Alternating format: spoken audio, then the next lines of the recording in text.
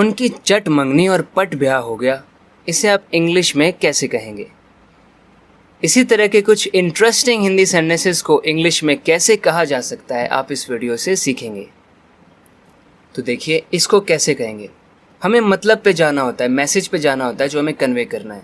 चट मंगनी पट ब्याह, इसका मतलब क्या होता है कहने का कि सब कुछ फटाफट हो गया, पता भी नहीं चला कैसे हो गया, कब हो गया। तो इसके लिए हम इंग्लिश में कह सकते हैं Their engagement and wedding took place in no time. Their engagement and wedding took place in no time. It happened in no time. इसका मतलब चट मंगनी पट ब्याह, मतलब पता भी नहीं चला कब हो गया, बहुत कम टाइम लगा, दोनों के बीच में अंतराल बहुत कम था। Their engagement and wedding were swiftly arranged. वो दोनों swiftly arrange किए गए, swiftly एकदम स्पीड में। Their engagement and wedding occurred in the blink of an eye. This is another idiom you can use. In the blink of an eye. If something happens in the blink of an eye, it means you don't even realize when that happens. It happens in such a speed. Their engagement and wedding occurred in the blink of an eye. In no time, or they were swiftly arranged. कुछ भी इस तरीके से आप कह सकते हैं ये बताने के लिए कि उनकी चट मंगनी और पट ब्याह हो गया। आप में से कितने हैं जिनके साथ ऐसा हुआ है? Make sure that you leave a comment. हमें भी खिदमत का मौका दो। जब आप किसी से कहते हैं कि हमें भी खिदमत का मौका दो, कभी हमारे घर पर आओ, हमें आपकी सेवा करने का मौका दो, तो इंग्लिश में आप कैसे कहेंगे? आप कहिए give us a chance to serve you. Give us a chance to serve you, हमें भी मौका दो कि हम आपको सर्व करें। Give us a chance to host you. Guest को जो अच्छी हॉस्पिटैलिटी देता है उसको क्या बोलते हैं? होस्ट। गेस्ट का ऑपोजिट होस्ट, जो गेस्ट को वेलकम करता है। Give us a chance to host you, यहाँ पे host as a verb use हो रहा है। Let us be of service to you. Let us be of service to you. यानी हमें भी अपनी सेवा का मौका दो। Let us be of service to you. ये यूजुअली तब यूज़ होता है जब आप सामने वाले से कह रहे हैं कि अगर आपको मुझसे काम है तो प्लीज़ मुझे बताइए। I'm ready to be of service to you. वो बार बार टसुए बहाने लगती है, ऐसा कहते हैं ना, गुस्से में इरिटेट होकर बार बार टसुए बहाने लगती है, मतलब आंसू बहाने लगती है। तो इंग्लिश में आप कहिए She starts shedding tears every now and then. Every now and then मतलब बार बार, जब देखो तब टसुए बहाने लग जाती है। She starts shedding tears every now and then. दूसरा तरीका, tears well up in her eyes from time to time. यानी बार बार, समय समय पर आँखों से, आंसुओं से उसकी आंखें भर आती हैं। Tears well up in her eyes. Well यहाँ पर एक वर्ब की तरह यूज़ हो रहा है। जी हाँ, ये वही वेल है जिसको आप एडजेक्टिव की तरह जानते हैं। I am well, he is well. Adverb भी बन जाता है। ही प्लेड वेल, वो अच्छा खेला। ही सैंग वेल, उसने अच्छा गाया। But here well is a verb, यानी tears well up in her eyes, मतलब बहुत सारे टीयर्स आ जाते हैं उसकी आंखों में। She frequently breaks into tears, जब कोई अचानक रोने लग जाता है, आंसू बहाने लगता है, आप कह सकते हैं ही और she breaks into tears. She frequently breaks into tears. आपको कम से कम अपनी उम्र का लिहाज तो करना चाहिए था। आप शायद समझ रहे हैं कि ऐसा हम किसी को कब कहते हैं।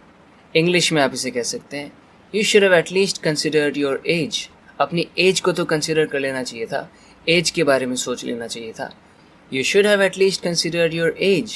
किसी चीज़ पर ध्यान देना। इसके लिए हम एक और इडियम यूज़ कर सकते हैं, Take something into account. You should have taken your age into account. You should have taken your age into account.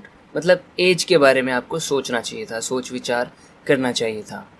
एक और चीज़ बोल सकते हैं, taking something into consideration. तो आप कहिए taking your age into consideration would have been wise. Taking your age into consideration would have been wise. यानी बहुत समझदारी का काम होता अगर आपने अपनी उम्र का लिहाज किया होता। Taking your age into consideration would have been nice. कुछ हुआ होता, अच्छा हुआ होता, something would have happened. So it would have been nice. ऐसा अच्छा हुआ होता। It would have been wise, मतलब ये एक समझदारी का फैसला रहा होता। लेने के देने पड़ जाएंगे, ऐसा हम कब कहते हैं? उसको तो कोई नुकसान नहीं होगा, उल्टा हमें ही भुगतना पड़ेगा। लेने के देने पड़ जाएंगे, है ना। ये कैसे बना होगा? किसी से हमें लेना है लेकिन देना पड़ गया, है ना, कुछ ऐसा। तो मतलब उल्टा on the contrary will land in trouble, उल्टा हम ही मुसीबत में पड़ जाएंगे, लेने के देने पड़ जाएंगे। On the contrary we will land in trouble. On the contrary का मतलब उल्टा ही हो जाएगा कुछ। Will run into trouble instead of them, उनकी बजाय हमें ही मुसीबत आ जाएगी, हम मुसीबत में पड़ जाएंगे, लेने के देने पड़ जाएंगे, जिससे हमें लेना है उसको हमें देना पड़ जाएगा। will run into trouble instead of them. We will run into trouble instead of them. They won't be the ones facing trouble, it'll be us. उनको कोई मुसीबत नहीं होने वाली है, हमें होगी. They won't be the ones facing trouble, it'll be us. आपको तो एकदम मुंह तोड़ जवाब देना चाहिए था उसको. मुंह तोड़ जवाब देना, तो इंग्लिश में आप इसे कहिए, You should have given him a befitting reply. You should have given him a befitting reply. मुंह तोड़ जवाब उसको देना चाहिए था आपको.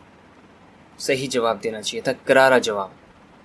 आप ये भी कह सकते हैं करारा जवाब देना चाहिए था, मुंह तोड़ जवाब देना चाहिए था, सही जवाब befitting reply. या फिर He deserved a befitting reply from you. वो डिज़र्व करता था, वो इसी लायक था, उसको तो करारा जवाब मिलना चाहिए था. He deserved a befitting reply from you. अब जब कोई हमसे कुछ कहता है और हम बदले में कुछ कहते हैं, कोई लाइन, कोई डायलॉग मारते हैं, उसे हम इंग्लिश में कम बैक कहते हैं. तो आप उसका यूज़ करके कहिए, You should have hit him with an appropriate comeback. एक सही मस्त डायलॉग मारना चाहिए था, बदले में उसको सुनाना चाहिए था. You should have hit him with an appropriate मतलब बिल्कुल उचित, बिल्कुल सही, उस सिचुएशन के अकॉर्डिंग एक मस्त कमबैक के साथ आपको उसे हिट करना चाहिए था. You should have hit him with an appropriate comeback. ये किसी की इज्जत का सवाल है, किसी की इज्जत यहाँ पर दाव पे लगी है. बताइए आप इसे इंग्लिश में कैसे कहेंगे.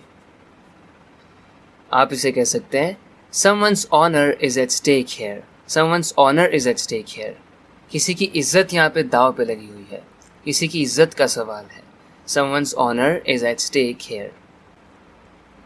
Someone's reputation is on the line. तो ये उसी बात को कहने का दूसरा तरीका. किसी की रेपुटेशन ऑन द लाइन है, मतलब रिस्क पर है. It is at risk. Someone's reputation is on the line. When something is on the line, it's at risk. इस चैनल को सब्सक्राइब ज़रूर करना अगर आप इसी तरह के वीडियो लेसन्स को देखकर अपनी इंग्लिश को इम्प्रूव करते रहना चाहते हैं. बात करते हैं अगले वीडियो लेसन में. अपना ख्याल रखें. Take care. बाय.